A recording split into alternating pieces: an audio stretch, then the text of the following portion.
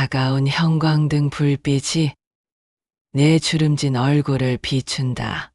병실 천장에 하얀 페인트가 군데군데 벗겨진 모습이 흐릿하게 보인다. 83년.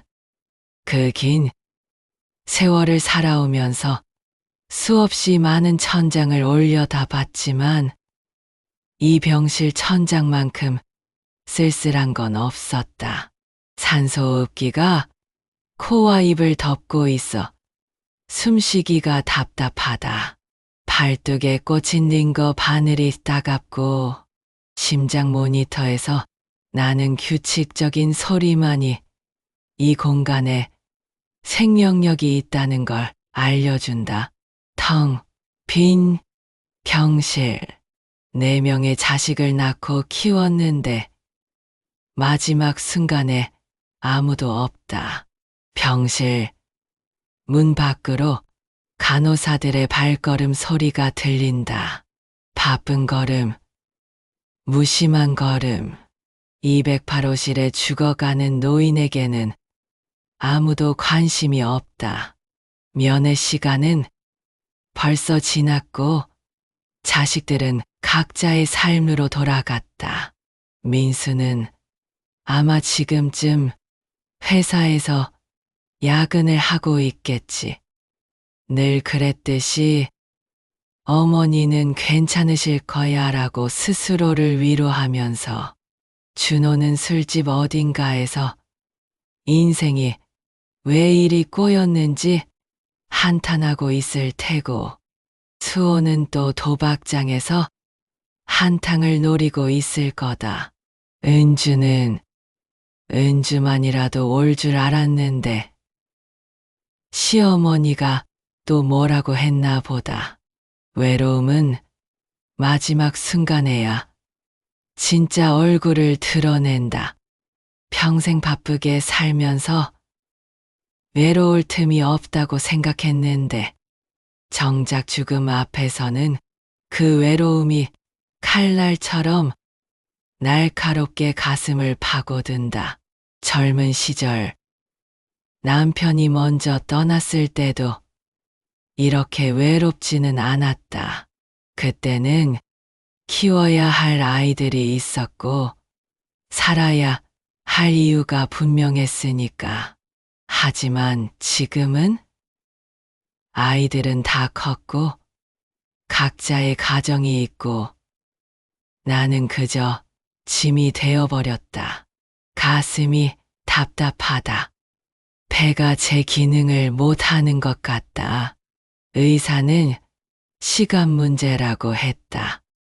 암이 온몸에 퍼졌고 이제는 모르핀도 소용없다고. 통증보다 더 아픈 건 이 서러움이다. 평생 자식들을 위해 살았다고 생각했는데 정작 그들에게 나는 무엇이었을까? 학비 대주는 ATM? 아이 봐주는 무료 보모? 집안일 해주는 가정부? 원망스럽다. 그래, 인정한다. 원망스럽다. 하지만 누군가를 원망하는 건 결국 나를 갉아먹는 일이다. 이 나이에 그것만큼은 확실히 안다. 원망은 독이고 그 독은 남이 아닌 나를 병들게 한다. 그래도 한 번만이라도 진심으로 엄마, 사랑해요 라는 말을 듣고 싶었다. 돈 때문이 아니라, 필요 때문이 아니라, 그저 나라는 존재 자체로 사랑받고 싶었다. 숨이 가빠진다. 심장이 불규칙하게 뛴다. 이제 정말 시간이 얼마 남지 않은 것 같다. 창밖으로 저녁 노을이 보인다. 붉은 하늘이 마치 내 삶의 마지막을 장식하는 것 같다. 어렸을 때 어머니가 그러셨다. 해 질녘이 가장 아름답단다. 끝이 아름다워야 모든 게 아름다워지는 거야. 하지만 내 끝은 전혀 아름답지 않다. 차갑고 외롭고 쓸쓸할 뿐이다. 눈꺼풀이 무거워진다. 손가락 하나 움직이기 힘들다. 이대로 눈을 감으면 다시는 뜨지 못할 것 같다. 그래도 괜찮다. 이 고통스러운 삶을 더 이상 견딜 힘이 없다. 마지막으로 한 번만 더 아이들의 얼굴을 보고 싶은데 엄마, 환청인가? 문이 열리는 소리가 들리는 것 같은데 이미 내 의식은 저 멀리 떠나가고 있다. 하얀 빛이 보인다. 아니, 검은 어둠인가? 색깔이 사라지고 소리가 멀어지고 모든 것이 흐릿해진다. 이상하다. 분명 눈을 감았는데 여전히 모든 게 보인다. 아니, 더 선명하게 보인다. 병실 침대에 누워있는 내 몸이 보인다. 주름진 얼굴, 앙상한 팔, 들쭉날쭉한 호흡. 저게 나란 말인가? 83년을 함께한 내 육체가 저렇게 초라하고 볼품없단 말인가? 나는 지금 어디에 있는 걸까? 천장에 떠 있는 것 같기도 하고 공중에 부유하는 것 같기도 하다. 손을 들어보려 하는데 손이 없다. 아니, 있는데 투명하다. 빛처럼 흐릿하고 정체가 불분명하다. 이게 영혼이란 건가? 죽음 이후의 존재란 이런 것인가? 의료진이 뛰어들어온다. 심폐소생술을 시작한다. 가슴을 압박하고 전기 충격을 가한다. 내 육체가 펄떡거린다. 마치 생선처럼. 하지만 나는 이미 거기에 없다. 그 차가운 몸뚱이는 더 이상 내가 아니다. 죽음은 삶을 끝내는 것이 아니라 진실을 드러내는 순간이다. 육체라는 감옥에서 벗어난 지금 나는 처음으로 자유롭다. 동시에 두렵다. 사망 시각 오후 7시 23분. 의사의 선언이 들린다. 간호사가 내 얼굴에 하얀 천을 덮는다. 그렇게 나의 육체적 삶은 끝났다. 그런데 왜 나는 아직 여기 있는 걸까? 왜 의식은 여전히 또렷한 걸까? 문이 벌컥 열린다. 민수가 뛰어들어온다. 헐떡이며 땀을 흘리며 엄마! 엄마! 그가 소리친다. 하지만 이미 늦었다. 의사가 고개를 젓는다. 민수가 무릎을 꿇는다. 처음 본다. 내 큰아들이 이렇게 무너지는 모습을. 늘 강하고 냉정했던 그가 어린아이처럼 흐느낀다. 죄송합니다. 정말 죄송합니다. 그가 내 시신을 붙잡고 운다. 이제야 오는구나. 이제야 후회하는구나. 하지만 사람은 떠난 뒤에야 남겨진 이들의 진짜 얼굴을 본다. 살아있을 때는 바쁘다는 핑계로, 피곤하다는 이유로 외면했던 그들이 이제야 진심을 보인다. 준호가 들어온다. 술 냄새가 진동한다. 그는 형과 달리 울지 않는다. 그저 멍하니 서서 있을 뿐이다. 엄마가 진짜 가셨어? 그의 목소리가 떨린다. 믿기지 않는다는 표정이다. 수호도 도착한다. 눈이 충혈되어 있다. 도박장에서 급히 온 모양이다. 은주가 마지막으로 들어온다. 임신한 배를 잡고 헐떡이며 4명의 자식이 모두 모였다. 내가 죽고 나서야 이 아이러니를 어떻게 받아들여야 할까? 영혼이 된 나는 그들 주위를 맴돈다. 그들의 슬픔이, 후회가, 죄책감이 느껴진다. 하지만 동시에 다른 감정들도 느껴진다. 안도감, 부담감에서의 해방, 그리고 유산에 대한 기대. 이제 나는 그들의 진짜 마음을 들을 수 있다. 영혼이 되니 사람들의 속마음이 들린다. 민수는 생각한다.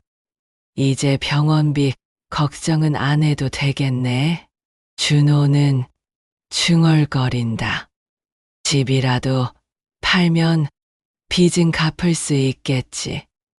수호는 계산한다. 땅값이 얼마나 올랐을까? 은주만이 진심으로 슬퍼한다. 엄마, 미안해요. 정말 미안해요. 이것이 내가 남긴 유산인가? 돈에 대한 기대와 계산? 평생 사랑을 주려 했는데 결국 물질적인 것만 남긴 건가? 영혼이 되어서도 가슴이 아프다. 아니, 더 아프다. 진실을 알게 되었으니까. 하지만 이상하게도 자유롭다. 더 이상 그들의 기대에 부응할 필요도, 그들을 위해 희생할 필요도 없다. 처음으로 나는 나 자신으로 존재한다. 육체의 고통도 정신적 부담도 없이. 이것이 죽음이 주는 선물인가? 완전한 자유? 아니면 완전한 고도? 사흘이 지났다.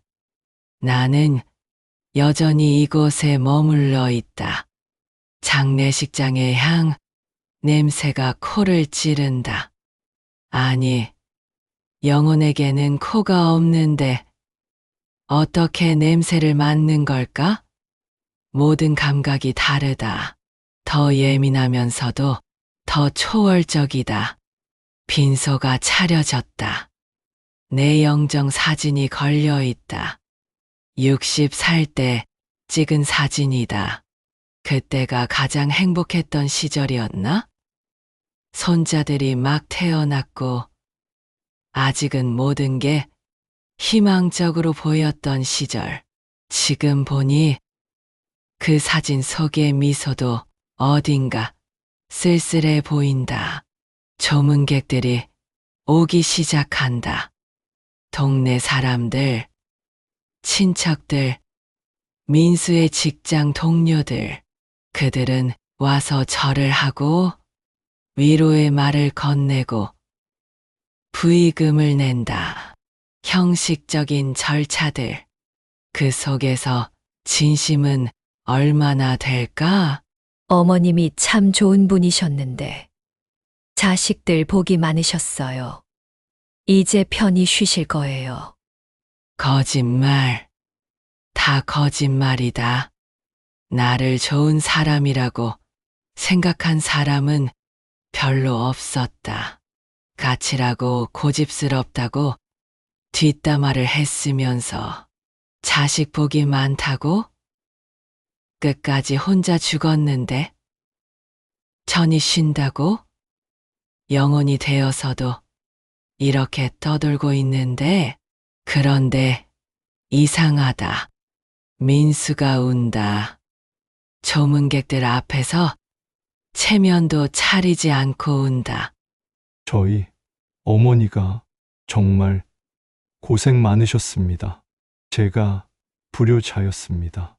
그의 눈물이 진짜인지 연기인지 구분이 안 된다. 아니, 어쩌면 그 자신도 모를 것이다. 사랑은 늦게 깨달을수록 더 큰 눈물이 된다. 살아있을 때는 표현하지 못했던 사랑이 이제야 눈물로 쏟아지는 건가? 준호는 상주 역할을 묵묵히 해낸다. 술도 끊고 말끔하게 차려입었다. 이렇게 번듯할 수 있는 아이였구나. 왜 평소에는 이 모습을 보여주지 않았을까? 자존심 때문에? 아니면 내가 너무 잔소리를 해서? 수호는 부의금을 정리한다. 돈을 세는 그의 손놀림이 빠르다. 역시 도박으로 단련된 솜씨다. 가끔 그의 눈빛이 흔들린다. 후회인가? 아니면 계산인가? 그도 나름대로 나를 사랑했을 것이다.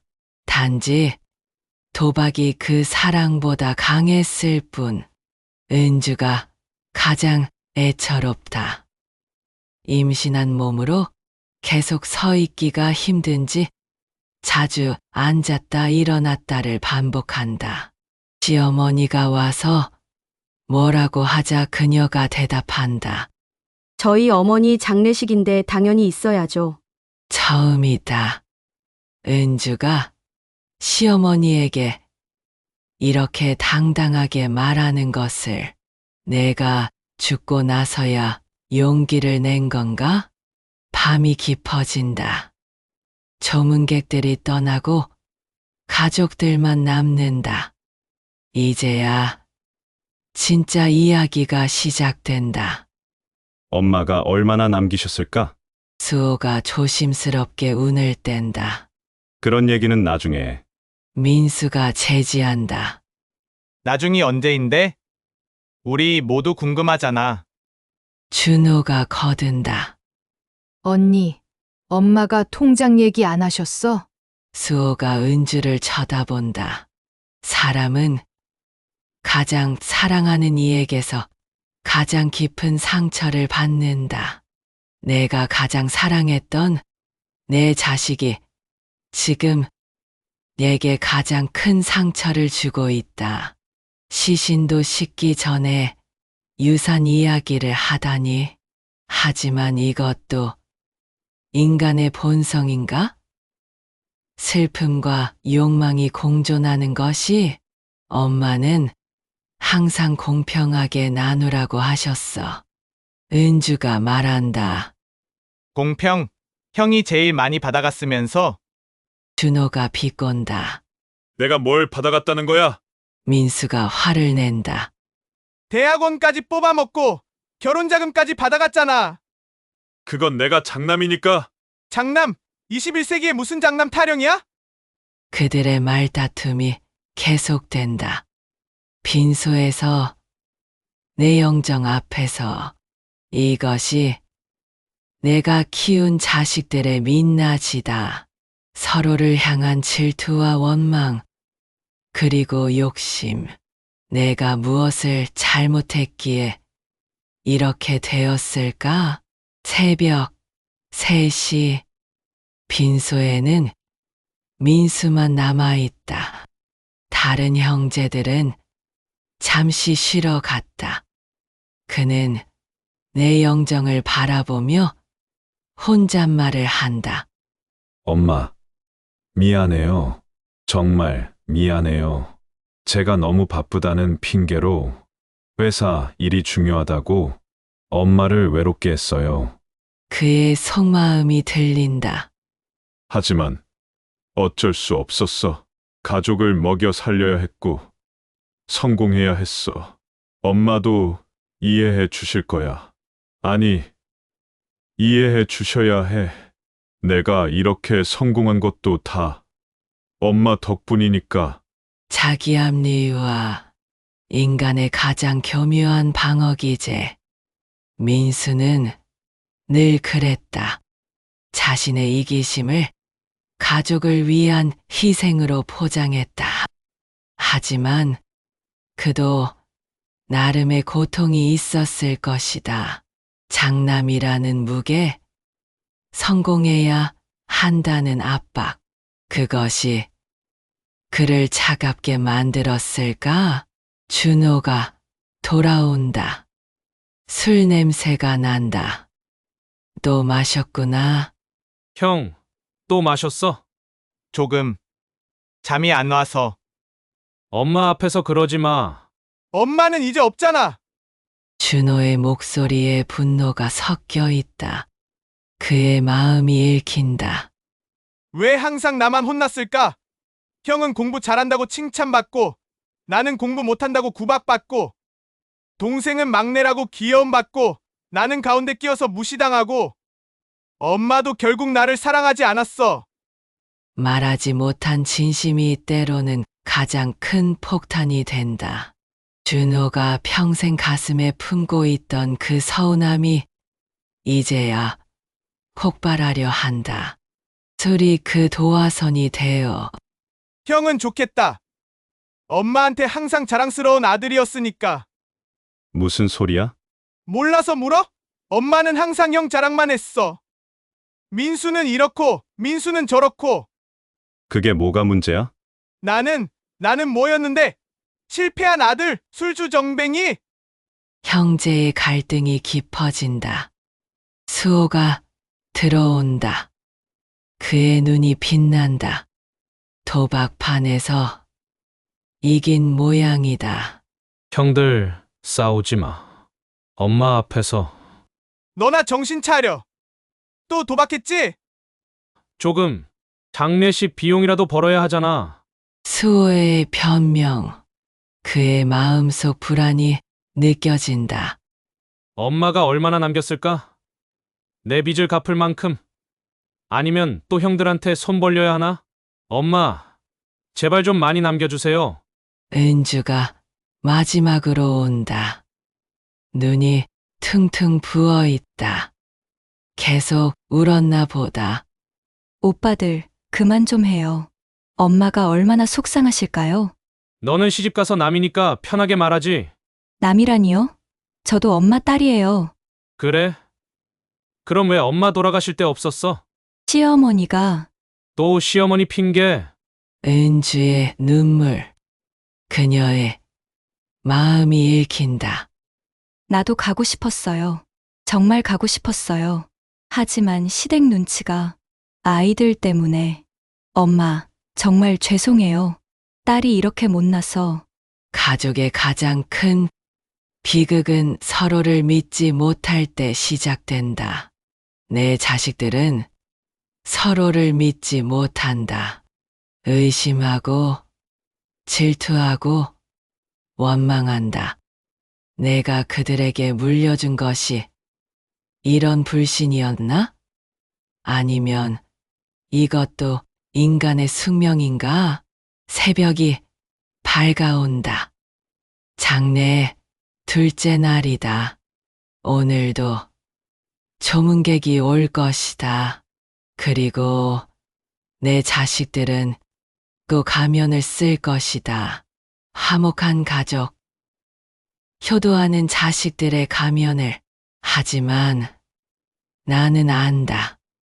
그 가면 뒤에 진짜 얼굴을 영혼이 되어서야 보게 된 그들의 본 모습을.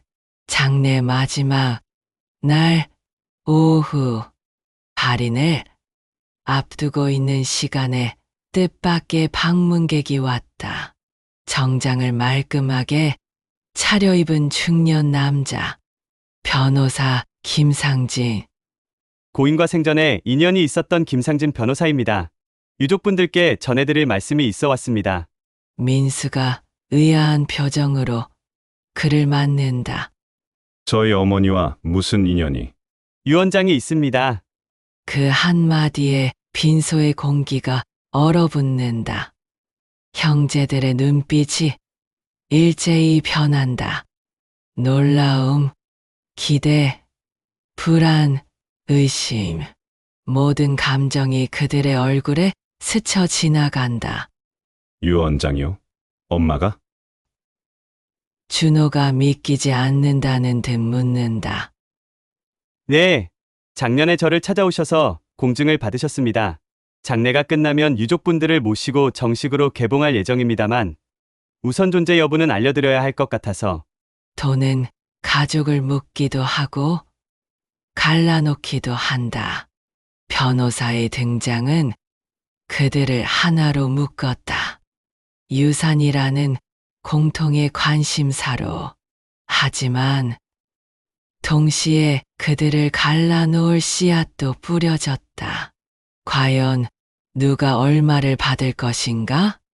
어머니가 재산이 얼마나 되셨는지. 수호가 조심스럽게 묻는다. 그건 유언장 개봉 때 말씀드리겠습니다. 다만 변호사가 잠시 말을 멈춘다. 고익에서 특별한 조건을 달아놓으셨습니다. 조건이요? 민수가 긴장한다. 네. 상속을 받기 위한 조건들이 있습니다.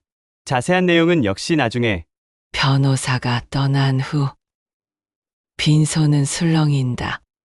조문객들 앞에서는 침착한 척하지만 그들의 마음은 이미 유언장에 가 있다. 엄마가 유언장을 남기셨다니. 은주가 놀란다. 그것도 조건부라니. 민수가 고민에 빠진다. 설마 차별한 건 아니겠지? 준호가 의심한다. 일단 얼마나 있는지나 알아야. 수호가 계산한다. 유산은 땅과 돈이 아니라 평생 쌓아온 마음의 빚이다. 내가 그들에게 남긴 것은 물질적 재산만이 아니다. 평생의 원망과 서운함, 사랑과 미움, 기대와 실망, 그 모든 감정의 무게가 유산이라는 이름으로 그들에게 전해질 것이다. 영혼인 나는 그들의 욕망을 적나라하게 본다. 민수는 생각한다. 아마 나한테 제일 많이 주셨겠지. 장남이니까 그동안 제일 많이 도와드렸으니까. 준호는 계산한다. 형이 많이 받았으니까 이번엔 공평하게 나눠야 해. 아니, 오히려 나한테 더 줘야 맞아. 그동안 차별받았으니까. 수호는 간절히 바란다. 제발 빚 갚을 만큼만이라도, 아니, 새 출발할 수 있을 만큼만이라도. 은주는 걱정한다. 오빠들이 또 싸우겠네. 나는 그저 엄마의 반지 하나만이라도 받고 싶은데. 발인 시간이 다가온다. 내 육신이 마지막 길을 떠날 시간이다. 자식들이 관을 든다. 무거운 듯 힘겨워한다. 그 무게는 나의 육신의 무게만이 아닐 것이다. 평생의 기억, 후회, 그리고 앞으로 펼쳐질 유산 다툼의 무게까지 더해진 것이리라. 화장장으로 가는 길. 운구차 안에서 나는 그들과 함께 간다. 창밖으로 스쳐 지나가는 풍경이 낯설다. 평생 살았던 이 도시가 이렇게 낯설 수 있을까? 아니면 영혼의 눈으로 보니 다르게 보이는 걸까? 화장장에 도착한다. 마지막 작별 인사. 자식들이 관 앞에 선다. 이제 정말 끝이다. 내 육신이 한 줌 채로 변할 시간이다. 엄마, 안녕히 가세요. 민수가 인사한다. 그의 목소리는 담담하다. 엄마, 미안해요. 준호가 고개를 숙인다. 진심일까? 형식일까? 엄마, 사랑해요. 수호가 속삭인다. 너무 늦은 고백이다. 엄마, 다음 생에는 좋은 딸 될게요. 은주가 운다. 다음 생이 있을까? 관이 화장로로 들어간다. 불길이 타오른다. 내 육신이 사라진다. 83년의 흔적이 연기가 되어 하늘로 올라간다. 그런데 나는 여전히 여기 있다. 영혼은 불타지 않는다. 사라지지도 않는다. 그저 떠돌 뿐이다. 1시간 후, 내 육신은 작은 함에 담긴 재가 되었다. 자식들이 그 함을 들고 납골당으로 향한다. 좁은 공간에 안치된다. 이름표가 붙는다. 김순자 1942에 2025. 그게 전부다. 83년 인생이 그 짧은 문구로 요약된다. 납골당을 나와 식당에 모인 자식들. 마지막 식사를 함께 한다. 표면적으로는 화목해 보인다. 하지만 그들의 마음속은 이미 폭풍 전야다. 변호사가 내일 사무실로 오라고 했어. 민수가 운을 뗀다. 다 같이 가야겠지? 준호가 확인한다. 당연하지. 우리 모두의 일이니까. 수호가 거든다. 조건이 뭘까요? 은주가 궁금해한다. 그들은 모른다. 내가 왜 유언장을 남겼는지, 왜 조건을 달았는지, 단순히 재산을 나누기 위해서가 아니다. 그들에게 마지막 교훈을 주기 위해서다. 서로를 이해하고 용서하고 사랑하는 법을 가르치기 위해서다. 하지만 그들은 오해할 것이다. 분노할 것이다. 서로를 더욱 미워하게 될지도 모른다. 분노는 잠깐의 불이지만 미움은 세대를 태워버린다. 내가 막으려 했던 그 미움의 불씨가 이미 피어오르고 있다. 엄마가 생전에 나한테 뭐라고 하셨는지 알아? 준호가 술잔을 기울이며 말한다. 뭐라고 하셨는데? 민수가 묻는다. 형만 믿는다고. 항상 형만 믿는다고 하셨어. 그게 왜? 그러니까 형한테 다 주신 거 아니야? 야, 그런 소리 하지 마. 아니면 뭐야? 엄마는 항상 차별했어. 옛 상처가 다시 벌어진다. 평생 묻어두었던 서운함이 튀어나온다. 수호도 거든다. 맞아. 엄마는 공평하지 않았어. 형은 대학원까지, 나는 고졸. 그건 내가 공부를 안 해서잖아. 공부할 환경을 안 만들어줬잖아. 형, 뒷바라지하느라. 은주가 말린다.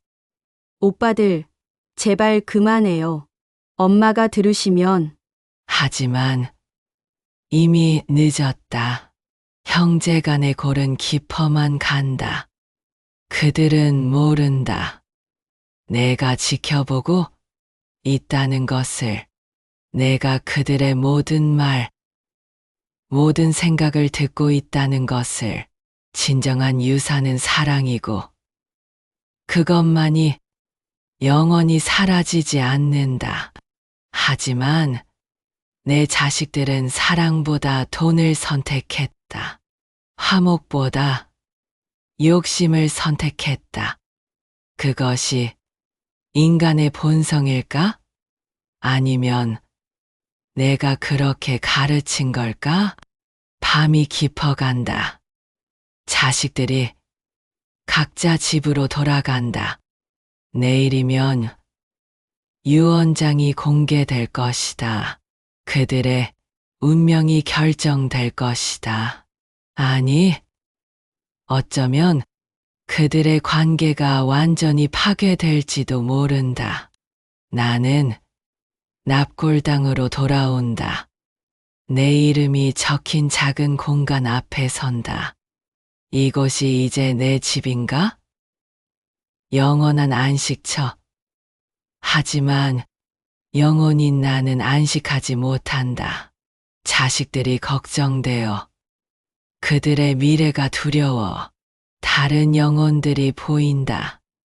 납골당에는 수많은 영혼들이 떠돌고 있다.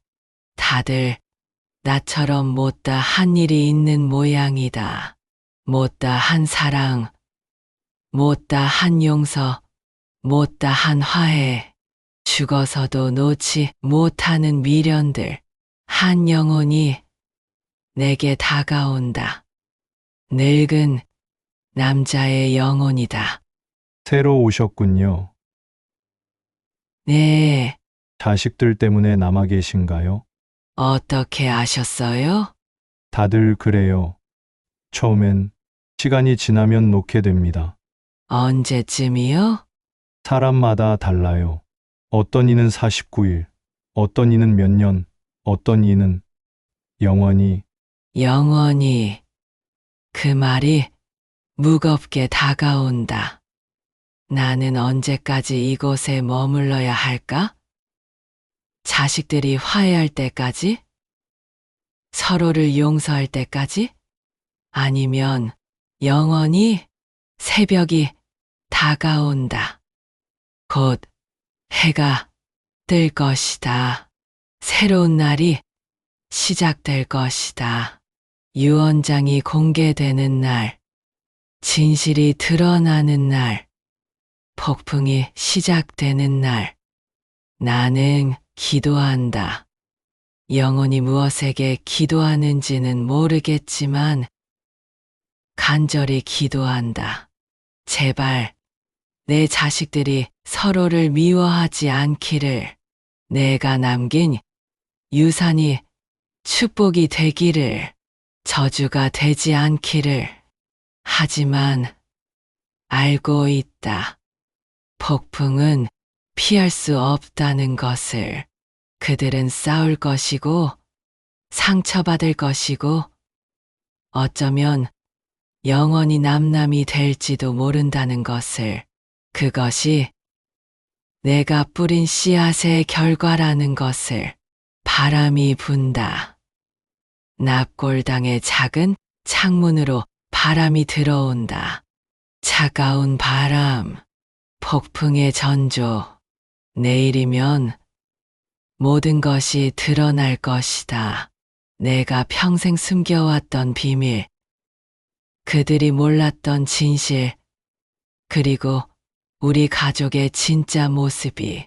영혼이 된 나는 그저 지켜볼 수밖에 없다. 개입할 수도 막을 수도 없다. 이것이 죽음이 주는 형벌인가? 보고만 있어야 하는 무력함? 사랑하는 이들이 서로를 파괴하는 것을 지켜만 봐야 하는 고통? 해가 뜬다. 붉은 태양이 지평선 위로 올라온다. 새로운 날의 시작. 하지만 내 자식들에게는 어쩌면 끝의 시작일지도 모른다. 가족이라는 이름의 끝, 사랑이라는 환상의 끝. 나는 다시 한번 중얼거린다. 이제는 아무도 듣지 못할 그 말을. 미안하다. 내 아이들아. 정말 미안하다.